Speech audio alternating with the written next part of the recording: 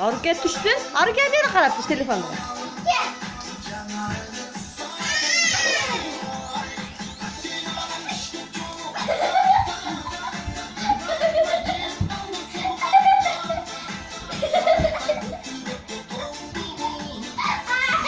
Tatma aynı cincileri.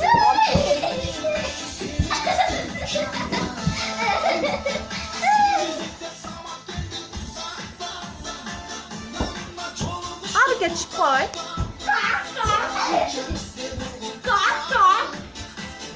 Нормальный туш.